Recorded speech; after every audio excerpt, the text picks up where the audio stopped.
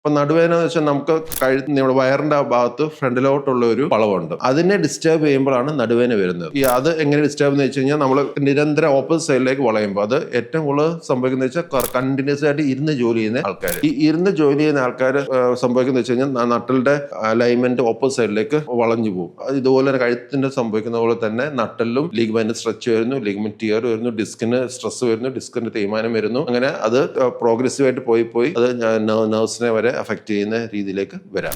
നമ്മുടെ ഈ നട്ടലിന്റെ നടുവിന്റെ അലൈൻമെന്റ് തിരുത്താൻ വേണ്ടി നമ്മൾ ശ്രദ്ധിക്കേണ്ട കാര്യം എന്ന് വെച്ചാൽ നമ്മുടെ ചെയർ, നമ്മൾ ഇരിക്കുന്ന കസേര കറക്റ്റ് ആയിട്ട് അതിനെ ഡിസൈൻ ചെയ്യുക. അതായത് ബാക്കിന് കർവിന് കറക്റ്റ് ആയിട്ടുള്ള ഒരു രീതിയിലുള്ള ചെയർ ഉണ്ടായിരിക്കണം, അതിന് പ്രോപ്പർ ആംറസ്റ്റ് ഉണ്ടായിരിക്കണം. നമ്മൾ പറ്റാത്തോളം അങ്ങോട്ടും ഇങ്ങോട്ടും മൂവ് ചെയ്യുമ്പോൾ ഒരുപാട് സ്ട്രെയിൻ ഇട്ട് മൂവ് ചെയ്തിരിക്കും. നമ്മുടെ ബാക്ക് വെച്ച് ഒരുപാട് ഇങ്ങനെ മൂവ് ചെയ്യുമ്പോൾ ഉണ്ടാകുന്ന സ്ട്രെയിൻ കുറയ്ക്കാൻ വേണ്ടി നമ്മുടെ വീൽസ് ചക്രങ്ങളുണ്ടെങ്കിൽ അത് വളരെ ഈസി ആയിട്ട് നമുക്ക് മൂവ് ചെയ്യാൻ പറ്റും. അപ്പോൾ ഓഫീസ് ചെയർസ് എപ്പോഴും നമ്മുടെ സ്പൈൻ അലൈൻ ചെയ്യുന്ന രീതിയിലായിരിക്കണം നമ്മൾ ഡിസൈൻ ചെയ്യുന്നതും. അത്തരം ചെയർസേ നമ്മൾ ഉപയോഗിക്കാൻ പാടുള്ളൂ. നമ്മുടെ നിർഭാഗ്യവശാൽ 4 ചക്ര വാഹനങ്ങൾ, കാറായാലും ബസ്സായാലും ടെമ്പോക്കെ ആണെങ്കിലും അതിന്റെ സീറ്റിംഗ്, ഡ്രൈവർ സീറ്റിംഗ് ഒരിക്കലും കറക്റ്റ് ആയിട്ടുള്ള ഡിസൈനിങ് അല്ല. അത് വളരെ തെറ്റായ രീതിയിലാണ് അവർ ഡിസൈൻ ചെയ്യുന്നത്. ഏത് വണ്ടി എടുത്താലും അതൊരു 90 ഡിഗ്രി ആംഗിൾ അല്ലെങ്കിൽ ചെറിയൊരു സ്ലാൻഡ്, ശരിക്കും നല്ലൊരു വളരെ കറക്റ്റ് ആയിട്ടുള്ള ഒരു അലൈൻമെന്റ് പല വണ്ടികളും ഇല്ല. അതുകൊണ്ട് തന്നെ ലോങ് ഡിസ്റ്റൻസ് ഡ്രൈവേഴ്സിന് എപ്പോഴും നടുവിന് വരാനുള്ള സാധ്യത വരുന്നത്. അത് ശരിക്കും നമ്മൾ തിരുത്തേണ്ട ഒരു സംഭവമാണ്. എല്ലാ കാറുകളിലും അതിന്റെ സീറ്റിംഗ് കറക്റ്റ് ആയിട്ടുള്ള നമ്മുടെ സ്പൈനിന്റെ കർവേച്ചർ അനുസരിച്ചുള്ള ഡിസൈനിങ്